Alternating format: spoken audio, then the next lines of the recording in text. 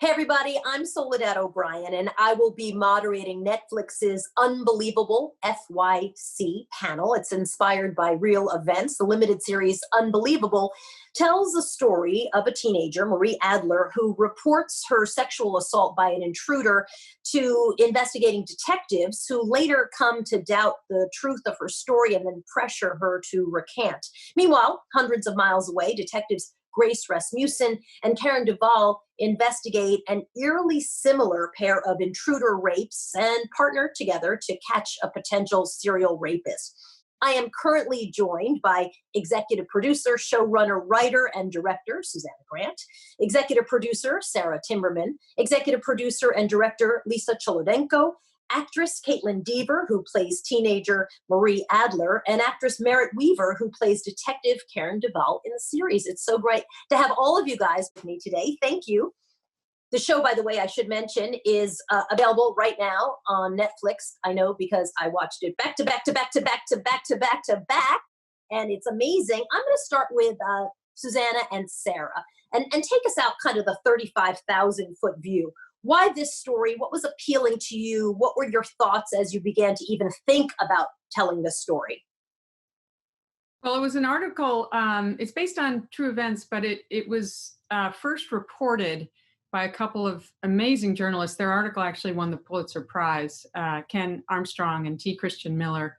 And I read it shortly after it came out and showed it to Sarah, and she had received it from another couple of writers, Ayelet Waldman and Michael Chabon. And it just was it was a incredibly compelling story, just in terms of the storytelling, but what it ended up revealing about sort of the systemic negligence of prosecution and investigation of sexual assault in our culture, and then the degree to which sexual assault survivors are disbelieved, felt like made it a really worthwhile use of our time, to tell it in another medium. And of course, it was the extraordinary story of Marie Adler and her resilience and her struggle to live through a horrific set of circumstances and to hold on to, some kind of sense of trying to find a way to be happy despite this unbelievable miscarriage of justice on the heels of one of the most horrific things that can happen to a person. So she was a compelling figure for us, and also these two detectives who were really a study in contrast between the mishandling of an investigation of assault and then an investigation that went, the way you'd hope that one would.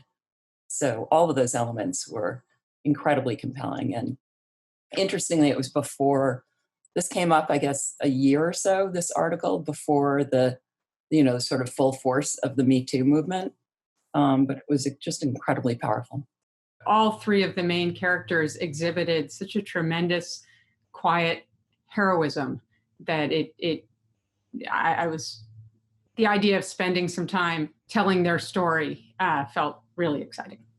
The initial police that we meet really early on in episode 1, right at the beginning, I thought it was interesting, your strategy with them. Often people are painted as this or this, right? Good or evil. And there's just so much nuance in it, right? Like the way you portray that miscarriage, as you call it, is not, they're not really vilified. Talk to me about your strategies as you decided to, how you would portray certain people. It's interesting timing, of course, because policing is the conversation in America right this moment. Yeah.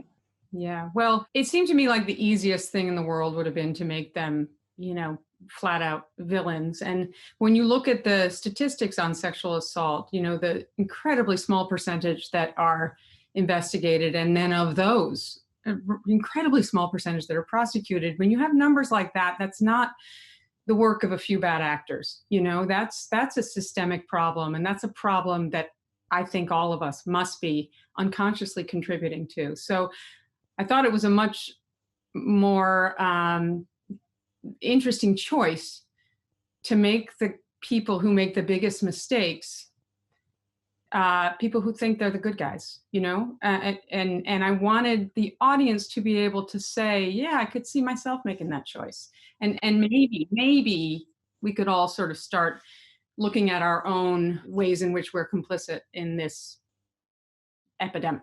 And it extended to the people in her personal life as well, of course, who were good guys and didn't have good information and an understanding of the nature of assault and trauma and memory, and all of that contributed to just an incredible tragedy.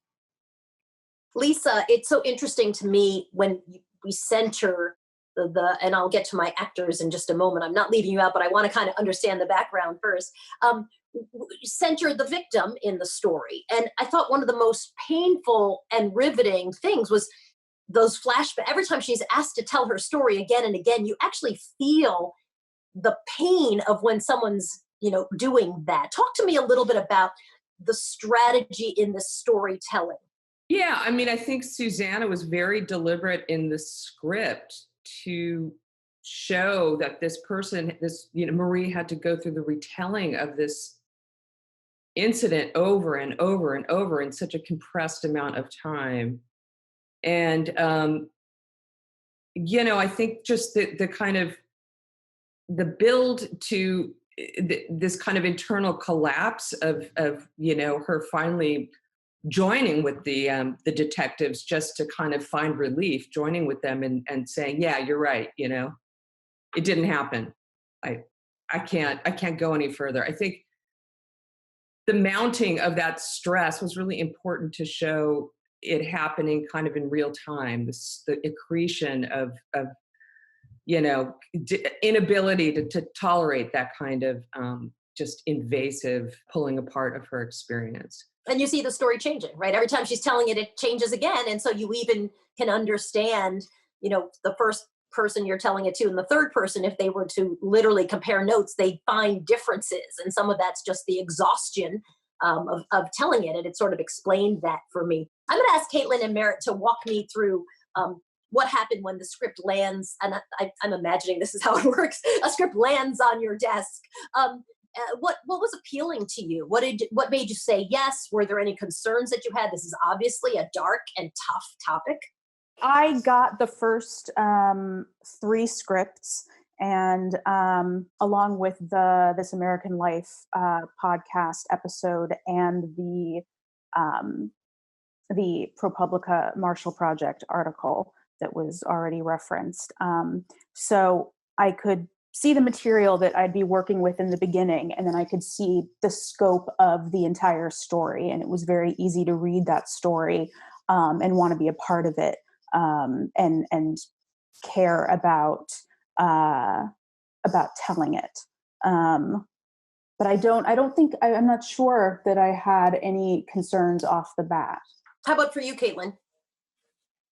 I mean, yeah, I got the email for the audition, and it was, I read the first script and the podcast and the article, and same thing for me. I didn't have any concerns off the bat. I was so honored that I was even being asked to audition for something so incredible, because immediately to me, it was a story that, I think the Me Too movement had just begun, and I think it just all felt very relevant and timely, because it's a story of, to me, it was a story of hope and a real story of courage and bravery, and it was so heartbreaking at the same time. So I wanted to be a part of that if they would let me. I think I remember too that besides just the subject matter, I remember that I was interested in getting to play a detective. I think that I had done a play where I played a detective and had felt that it hadn't gone that well and wanted another shot at it. But I also felt very passive as an actor recently, and I wanted to play somebody who was active and doing something. And I was interested in playing somebody who was balancing the demands of a job with the demands of being a person, because it's a very extreme job. And I thought that was really interesting to me too. Merritt, I'd love for you to continue that thought. Is it harder as an actor when the person is alive and exists and can weigh in on how they feel about how you did playing their very real role that is their actual life. Does that more pressure? Is it less pressure? Do you invite them to weigh in? Do you not? We ended up having to treat them kind of as characters based on real people. And there was another dimension of it, which was that these were a couple of public servants, but they weren't public figures, and their families had not signed up to be public figures. And I didn't think there was a way of telling this story in a full way without, as Merritt said, addressing who these detectives were as people. Well, that means looking at how their work affects their inner life. And I didn't feel like it was our right to dig into these detectives' personal lives. And I explained that to them. I said, I'd like to have these characters be inspired by you, but not you, because I want to have the freedom as a storyteller to talk about the balance of the humanity in this work without feeling like I'm unfairly exposing you. And I didn't think it compromised the storytelling at all. In fact, I thought it enhanced it. So I felt really good about that decision, both on a storytelling and on a sort of ethical, moral level. And that doesn't mean that I don't care, by the way, at all. I don't know how she feels about the show or the performance. And I do. She loves it. Okay, well, I'm so sorry I didn't tell you that before. She loves it. No. Well, that makes me glad, and I hope she forgives me for the liberties we took and is understanding of them. But I just wanted to add that that's not to say at all that I didn't use some really wonderful aspects of her as a person that I found in the extensive and rich source material that we had as really like cornerstones of who she is internally, and as just backbones for who she is. And it made me have a great deal of affection for her as a person and as a professional. And it was a lot of parts of who she is as a real person were, I feel very lucky to have gotten to build a character based on them and based on who she is. Did you feel the same way, Caitlin, that I know you didn't meet with Marie Adler, the character? Was that a kind of a similar thing? You didn't want to necessarily try to mimic, oh, this is how she holds her head and this is the way she speaks. That wasn't the point. No, I think it was just, I wanted to, as best as I could, represent her courage and her bravery. And that was really the goal for me. And all of the ups and downs she faced that were just horrible throughout the entire process. And obviously, as an actor, when you're not given the opportunity to play a real person very often, and especially when that person is still very much alive and living out in the world, so the first thing you think of is to call that person or talk to that person or meet up with them.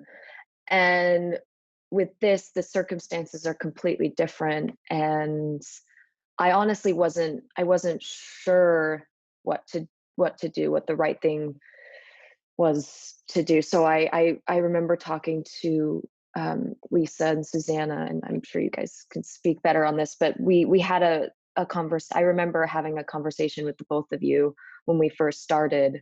And ultimately, I just wanted to, respect her privacy as much as possible, but also do the best work that I possibly could for her. So it was like I was juggling that. And I think that ultimately we decided that I just wanted to respect her privacy. And that was something that was important to, Susanna and Lisa and Sarah and everyone at Netflix, and still is, because this is something that, is still affecting her, and it will for the rest of her life. So I wanted to be very careful about that. Susanna and Lisa, I'd be curious if you wanted to weigh in on that decision as well.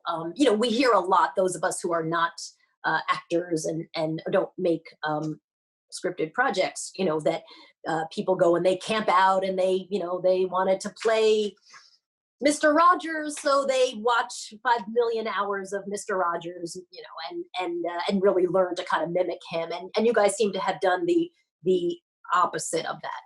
Well, not entirely, because we were the beneficiaries of such great reporting that came before us. So we had the article, we had This American Life, in which Marie herself, can be heard talking about her experience, and then we had a book that the authors of the article wrote. So we actually had a tremendous amount of information. And in writing the scripts, I did reach out to Marie and I said, I'm only going to ask you questions that you haven't already answered somewhere else. I mean, there were so many ways for us to get the information without making her have to talk about it again, So in terms of the script process, that was the thinking. But Lisa, Lisa directed those first 3 episodes, so she can talk more to the performance aspect.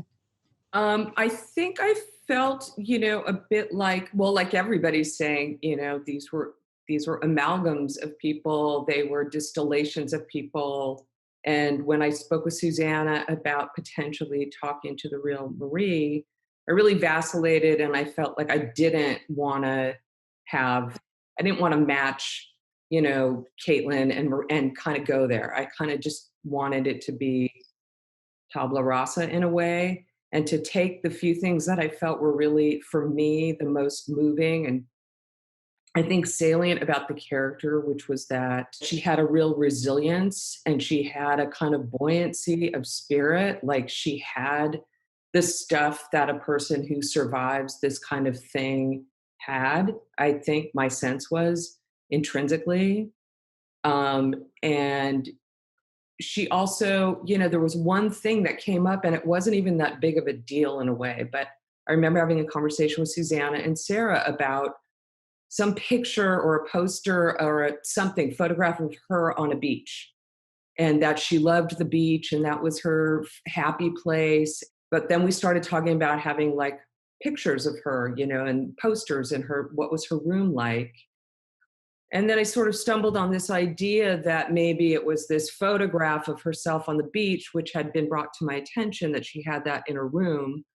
And that would be the thing that we'd use, like the device in the first episode, for her to latch onto and, kind of escape the assault and sort of save herself. But it also kind of fragmented her mind and her memory. So it became this kind of just small fact of her real life that I found I could use, I thought, to really good effect, that showed the real person, that showed the character that we were creating for the show, and then was a way to get into one aspect of how one particular person coped with and survived a sexual assault like that. I thought that was one of the most beautiful images in the entire series, and it captured so much, as you say, of both hopelessness in one moment, but also this overwhelming sense of her coping mechanisms and resilience as a human being, and hopefulness at the same time. I thought it was pretty magnificent. I want to say one more thing also. It was a challenge, and I think probably, Susanna, we never spoke about it, but here we are meeting this character that we really need to be with and love throughout this whole limited series, but we meet her right at the moment of her assault. Like we have no context for her, so that's how we know her. Right. And I thought this thing about the beach and who is this girl and what's her happy place, what's her spirit, when we stumbled on this idea and then kind of put that into the script later when we were filming, I just felt here's a context that you can know this person before this happens. And you can kind of get a sense of her joie de vivre, and you're rooting for something to return to that's pure, that isn't corrupted by this horrendous incident.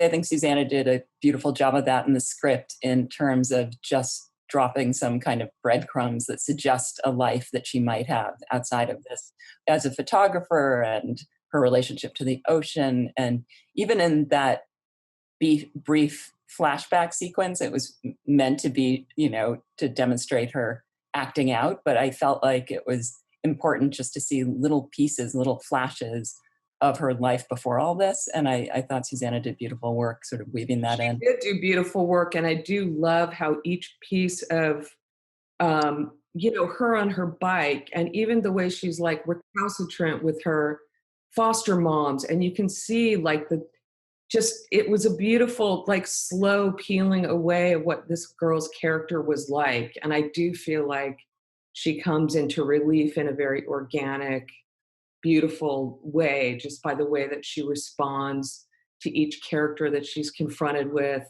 and each incident that she's dealt with, and each supporting character that comes into the story. And it unfolds in a really, I think, like I said, organic and lovely and impactful way.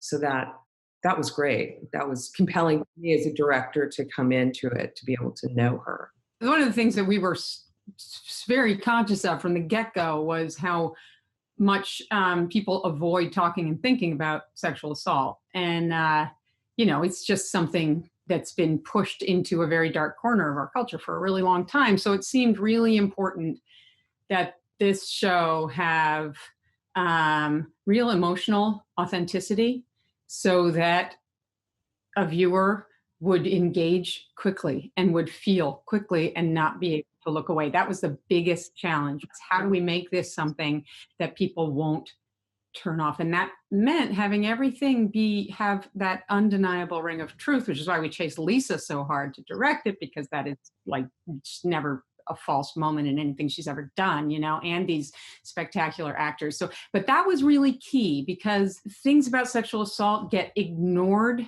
and dismissed so frequently. So the challenge was, how do we make that not happen here? How do we hold people and make them not look away? Yeah, well, kudos. It was beautifully done. And Mara, can I ask you a question? I love the dynamic between you and Toni Collette, right? The two detectives at the center of this.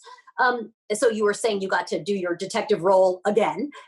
What did you love? Why play detectives? What do you love about it? And what were you able to do this time where you were able to really nail the role of being aggressive and have a heart and care, but not give up? All of those things wrapped into one person. I had been thinking, I think as I said, that I wanted, like I'd said, I wanted to play somebody who was doing something but had to balance the doing of something very important and demanding with all of the demands of being a person. But when it comes to, I mean, you were just talking a little bit about, you know, one of the challenges for me was making sure that,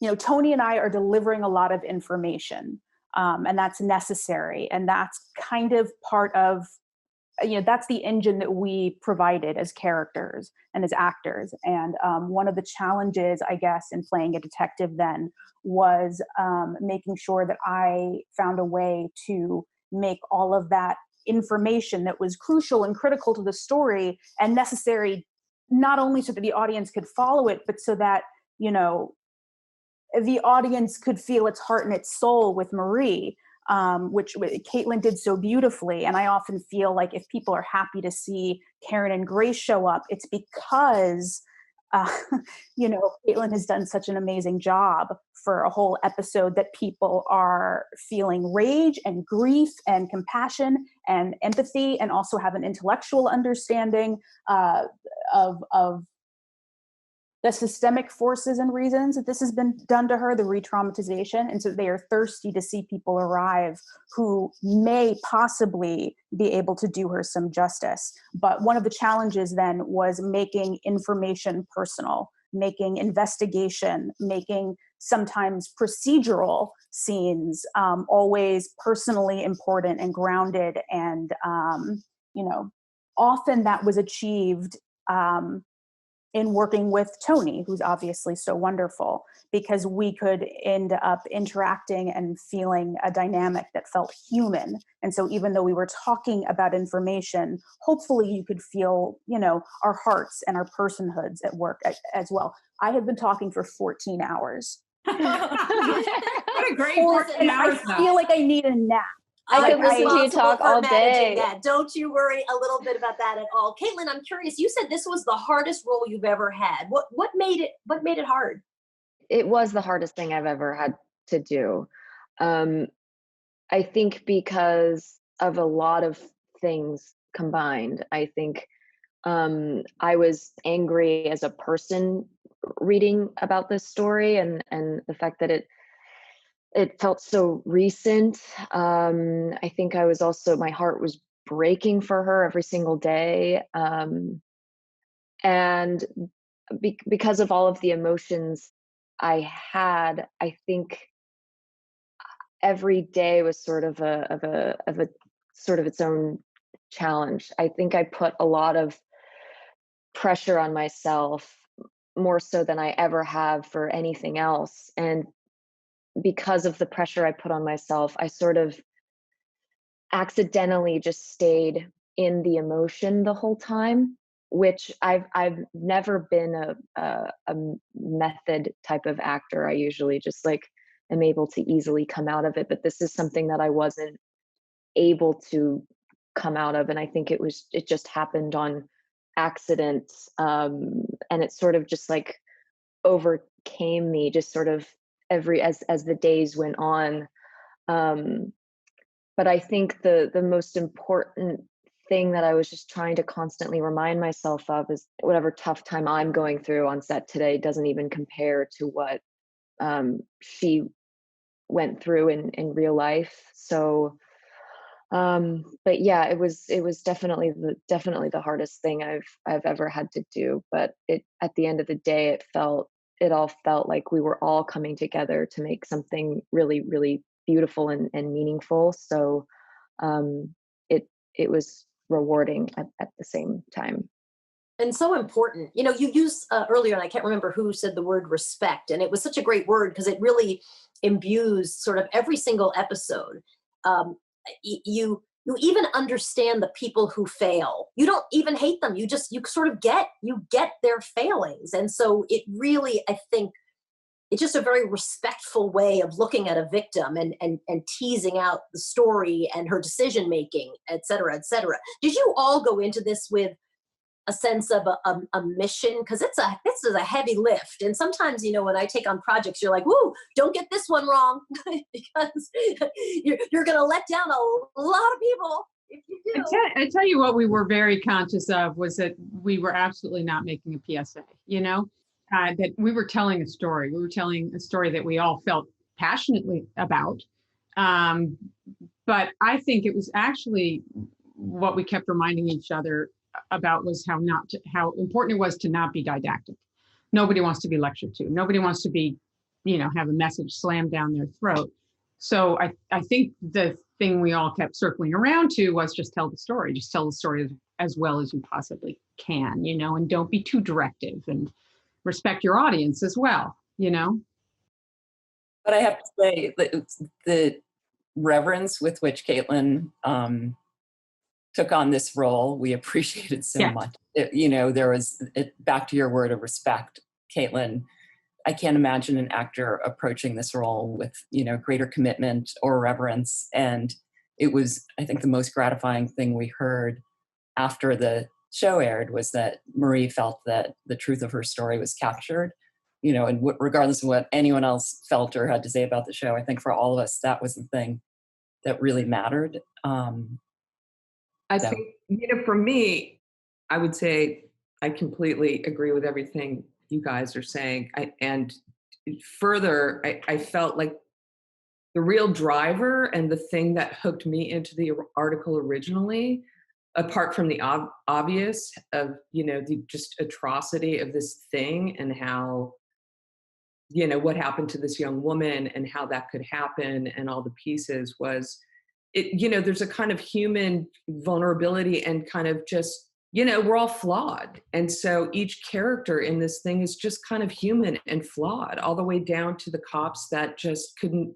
put it together. And, you know, there was kind of this, I wouldn't say character assassination, but they were piecing her together. And it was a little bit of a, you know, maybe that by this profile of this girl, she's not really a credible witness to her own experience. And the foster moms and their own, you know, misgivings based on just whatever, you know, those are human things that I think we all experience ourselves. So for my contribution, I wanted to humanize those characters, our heroes and our antagonists as much as I could to make a complete and robust story so that the audience could really enter it and feel it in its full impact. We all know what happened in this story is heroic and egregious and the whole gamut of just wow. And it is, at the end of the day, a completely fascinating and compelling human story. Merritt and Caitlin, there's a point where you guys talk by phone, where because you're not in a scene together. Talk to me about that. That's when Marie learns that her rapist is going to be brought to justice. Describe that for me. It was so nice to be able to do that kind of scene with Merritt actually on the phone with me while I was overlooking the ocean view that day. It was really, I mean, it was one of the scenes I was really nervous about because it's such a big moment for both characters in the show. And I was just really grateful that we were able to actually talk to each other and connect like we actually would over the phone. But there's so much. It was really difficult when you know there's so much to handle and there's so much you want to say and you don't know how to say it or what you want to even say to that person. But it was really just I knew it was a big moment for Marie, and it was really good to be able to talk to someone that believed in me far, far away and to say thank you. It turned out like really, really beautifully, and I'm really proud of it. Oh, I'm so happy to hear you say you're proud of yourself. I'm proud of you too. We're so lucky we had you. I was so moved just speaking to her on the phone. I'm so glad that we got to speak that day. I think it was so important. And I've said this before, so I feel like a broken record, but you know, as much as Grace and Karen are, you know, making their way towards finding O'Leary, there's this other narrative part that's very moving to me that is about whether those two characters know it or not, slowly making their way towards Marie across space and time. I find that very moving and very significant. And one of the more moving moments for me in the series is, I think it's at the end of episode 7, where Marie is sitting on the therapist's couch talking about how none of this matters. You know, no one cares. Everyone's bullshit. And that scene is intercut with Karen and Grace, you know, slowly making their way towards her and ending with her on her ID. And I find that was so moving to me. And I'm so glad that I got to talk to you. And then just to speak to what everyone is saying about, you know, the idea of the importance of the story and framework and meaning, and then how you kind of, as an actor, and I think you were speaking a little bit about this, Caitlin, you know, I did all the research. I knew, you know, for instance, the right way, the EVA, WI guidelines for, you know, interviewing survivors and things like that. But when it came to doing the work, the best way that I could serve the broader story that I found meaningful and important was to do the work as an actor. So I could do all the research and I could have all the information and hope that it got in there through osmosis and made an impact. But then at the end of the day, I had to just show up and play the person and play the page and play the scene and hope that all those things that I did just found their way in. But that was how I could be most useful, not as a mouthpiece, but as an schmactor. You know? I want to say though, you know, we had a consultant on the show, a law enforcement consultant named Liz Devine, who worked 20 years in the sheriff's department and was I love Liz. I miss her. So dependent on her and devoted to her. But she was on set, as she was anytime we were doing anything law enforcement related, on Merritt's first day. And Merritt early take gets out of the car and walks away. And Liz said, "Holy shit, she's walking like a cop." So I didn't know that. That makes me feel so good. You're like, oh my God, look at her. She's walking like. Well, it's interesting that you say that, right? Which is the intentionality. You're saying like the job is to go and do your job as an actor. For everybody else, I'm curious. Do you go into these things with, you know, here's what we need the audience to take away, or do you sort of say it's a story and the best work that I can do is as director or screenwriter or executive producer, right? And I'm just going to do my job and then put it out there. How do you think about what you need your audience to take away, if anything? I mean, speaking as a director, just to speak to what Merritt just said, I think once you embrace the whole gestalt of what you're doing, then it just becomes the moments. You know, you can trust that the bigger piece is there and you're holding the frame inside. And then you go into the moments and you go, okay, let's make each moment authentic and real. And if we do that job, then it's the sum of those parts are gonna add up to that whole that we know is good and powerful. So, you know, I remember the first day with Merritt, and there was this whole like, oh my God, who is this woman? And is she, you know, is she a detective? Is she a social worker? How is she approaching this woman? And it was, you know, it really became this sort of like, whoa, this is a balance and an integrated kind of moment. It was really interesting with Merritt to just, and she was genius. She was perfect. To me, she just found that interesting modulation, and it wasn't easy. I don't think No, I remember that day. that skin of that character with real authenticity, not only as a narrative, you know, as the part of the narrative that you needed to play, but you know, just as so that she felt real and three-dimensional and I remember that day with you and experimenting with trying to find the balance in how to live like her. And that was our first day, and it was the day in the car with Danielle McDonald, the wonderful, you know. So it was a big day, and yeah, I remember you and I discussing that because there is this intellectual part of me that understands that I'm supposed to be showing the right way to do something, but I can't play that as an actor. And also, her job still is that of a detective, not a social worker, as we were talking about. So it was this constant balance, and I think the way to do that, I found, even though I don't know that I was aware of it at the time, was to play a person who cared deeply and also play a person who was doing a job, and just have those things coexist. But and you know, just to what Susanna was saying, I don't think anybody in this, you know, from the outset wanted to be didactic and say, here's the bad cop and here's the good cop and here's the man cop and here's the lady cop. It was like those men had compassion and sort of female empathy, if you want to call it that, and she had her version of that, and we really just wanted to make dimensional characters, even though we were trying to show a contrast in how a woman would respond to a rape, and it was different. I don't think any of us wanted to lead with that. I think we wanted it to be there as a layer to make sure it came through, but it wasn't the driver.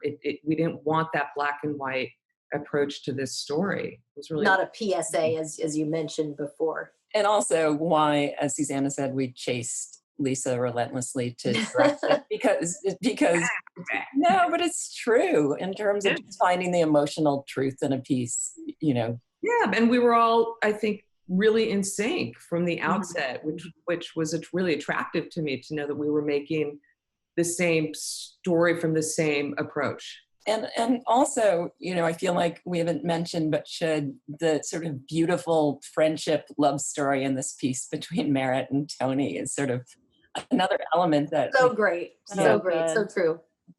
And so well, like, delineated, like they did not lose the thread. And for me, it was a very moving story. You know, it was its own story. It could have been a standalone to me, this female buddy movie of these very two different women with their different versions of toughness and hard bittenness, and so delicate on the inside, and how they finally come together. And it's a real buddy love story in a way.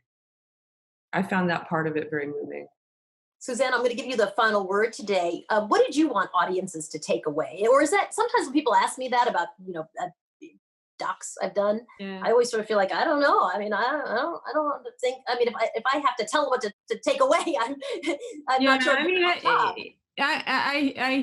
I'm kind of with you on that. I think if I get too directive in my thinking, I'm worried that I'm going to tip into something that's less authentic and more didactic and all that. But one thing I found very moving was I'm not on Twitter, but you can occasionally jump on Twitter and see what the conversation is. And the week that we, that our show dropped, I looked on Twitter to see what conversations were happening. And I saw conversations happening between people who had survived sexual assault, who had felt so alone and ignored.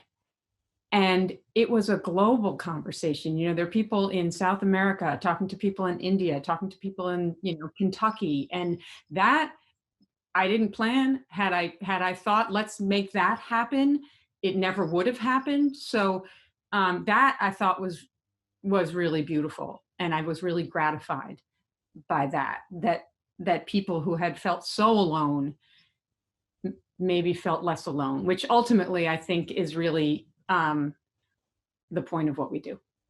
For me, it just had all these elements that I'd never felt like I'd really seen happening together to make a powerful whole. And I think that the way that Susanna pulled it apart and distilled these pieces, pulling out the right, in the right proportions to pull it together and make it a true crime story, and make it a human interest story, and to make it a three-dimensional character story. I just personally found it like irresistible in the end. I needed part of it. It's amazing. Kudos to all of you. What a pleasure for me to have a chance to watch it back to back to back to back to back to back to back, and then have a chance to chat with you as well. So thank you so much for this conversation. Really appreciate it. Thank you. Thank you so much. My pleasure.